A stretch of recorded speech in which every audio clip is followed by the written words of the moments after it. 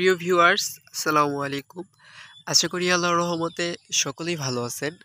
শসা গাছের পাতা কুঁকড়ানোর সমস্যায় যারা ভুগতেছেন, মানে গাছের পাতা এরকম হয়ে গেছে, হলুদ হয়ে গেছে, পাতা কুঁকড়ে গেছে, কিন্তু ভালো হচ্ছে না, তারা আমার এই ভিডিওটা দেখতে পারে। এই দেখেন, আপনারা দেখাইতেছি আমার গাছের এই পাতাগুলো কুঁকড়ে গেছিল। ঔষধ ব্যবহারের পর আলহামদুলিল্লাহ আমার পাতা এখন সুস্থ। এই যে দেখেন, এই গাছটা তো আমি তুলেই ফেলে দিতে চেয়েছিলাম, কিন্তু আমি যাচাই করলাম যে আসলে আমি যেই টেস্টটা করলাম যে পাতা কোঁকড়ানো দূর হয় কিনা, সম্ভব। এই যে দেখেন, প্রায় অনেকগুলো গাছ নষ্ট হয়ে গেছিল, পাতা কোঁকড়ানো দূর হয়েছে আল্লাহর রহমতে। আর এইগুলো দেখেন, এগুলো সুস্থ আছে, প্রায়টা সব এইগুলো দেখেন সুস্থ আছে সুন্দরভাবেই, এই যে সুস্থ আছে। আবার এইটা থেকে আমি পাতা কোঁকড়ানো দূর করতে পারি নাই, এটা সম্ভব হয় নাই। এখন বিস্তারিত ভিডিওটা আমি বলার চেষ্টা করি। শসা গাছের পাতা কুঁকড়ায় মূলত হচ্ছে থ্রিপস, সাদামাছি, এই দুইটার কারণে। পাতার নিচে দেখবেন একটা পোকা থাকে সাদা কালার, এখানে নাই, এটার নাম হচ্ছে সাদামাছি, এফিড মাছি। এই দেখেন এটাতে একটা আছে, এই যে সাদামাছি। আরেকটা হচ্ছে থ্রিপস পোকা, এই যে দেখেন একটু লালচে কালার, এই যে দেখেন, এই যে এই যে এই যে এই যে এই সাইডটাতে আছে, যে হালকা একটু লালচে কালার, এটা হচ্ছে থ্রিপস পোকা। এই দুইটা কি করে, পাতার রস শুষে নেয়, শুষে নেওয়ার ফলে গাছের পাতাগুলো কুঁকড়ে যায়। এখন এটা থেকে রক্ষা কিভাবে?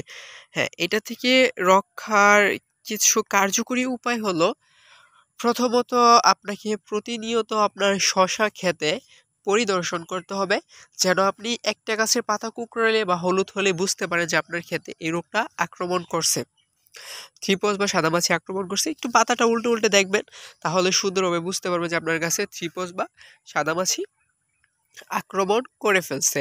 আক্রমণ করার পর কি করবেন, সেই জন্য আমার ভিডিওটা।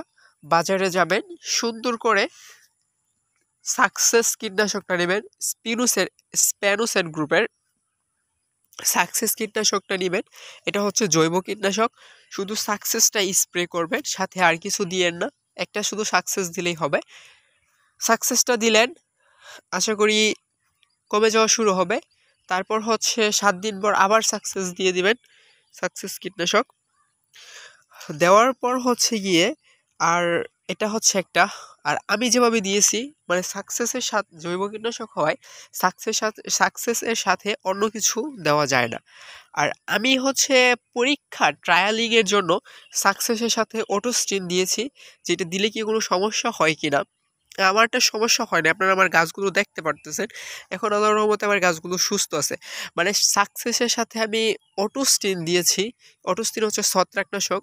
দুইটা সাকসেসের সাথে কিছু দেওয়া লাগে না, জৈব কীটনাশক যেহেতু, দেওয়ার না দেওয়াটা বেটার, মানে এটা নিষিদ্ধ, দেওয়ার প্রয়োজন নাই। কিন্তু আমি আর কি টেস্ট করার জন্য দিয়েছি অটোস্টিন ছত্রাকনাশকটা, আমার একটা কাজ হয়েছে। তবে আপনি শুধু সাকসেস কীটনাশকটা দিতে পারেন, ছত্রাক দূর হয়ে যাবে, থ্রিপস দূর হয়ে যাবে। আর হচ্ছে ছত্রাকের আক্রমণ আছে, এই যে পাতা হলুদ হওয়ার পিছনে কিছুটা ছত্রাকের আক্রমণ আছে, সেই কারণে হচ্ছে ছত্রাকনাশক হিসেবে অটোস্টিন দিয়েছি আমি একসাথে মিক্স করে। না দেওয়াটাই বেটার, তবে আপনি চাইলে দিতে পারেন, সমস্যা নাই, অল্প পরিসরে দিয়ে দেখতে পারেন। এখন হচ্ছে আরেকটা পরামর্শ, মানে এটা গেল একটা ডোজ, এটা দিতে পারেন। আরেকটা হচ্ছে আপনি কীটনাশক হিসেবে নেবেন নাইট্রো আর কার্বনডাজিম, বা মানে ছত্রাকনাশক হিসেবে কার্বনডাজিম প্লাস ম্যানকোজেব হিসেবে নেবেন।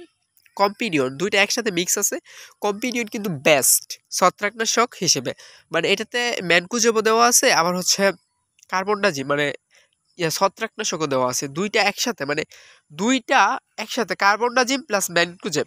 আমরা তো কার্বনডাজিম গ্রুপের ছত্রাকনাশকটা বেশি ব্যবহার করি, মানে কার্বনডাজিম প্লাস ম্যানকোজেব, কম্পিনিয়ন, অটোক্রুপ কেয়ারের, এই দুইটা নিবেন। এটা নিবেন কম্পিনিয়নটা ছত্রাকনাশক হিসেবে, আর হচ্ছে কীটনাশক হিসেবে নেবেন নাইট্রো নাইট্রো বা হচ্ছে নিনজা বা রিপকর্ড, এইটা নিতে পারেন। না, নাইট্রো নেওয়াই ভালো, নাইট্রো বা হচ্ছে নাইট্রো নিতে পারেন, নাইট্রো বা নিনজা, এই দুইটার থেকে একটা নিবেন, নিয়ে স্প্রে করবেন। কম্পিনিয়নটা হচ্ছে প্রতি লিটার পানিতে 2 গ্রাম, আর নাইট্রো হচ্ছে প্রতি লিটার পানিতে 1 গ্রাম, 1 মিলিলিটার মিশিয়ে স্প্রে করবেন। 7 দিন পর পর স্প্রে করে দেবেন, আশা করি ছেড়ে যাবে। সুন্দর হয়ে যাবে, গাছগুলো সুস্থ হয়ে যাবে। আমি সুন্দরভাবে বোঝানোর চেষ্টা করছি। আমার তথ্যগুলো ভালো লাগলে আমার চ্যানেলটা সাবস্ক্রাইব করে পাশে থাকবেন।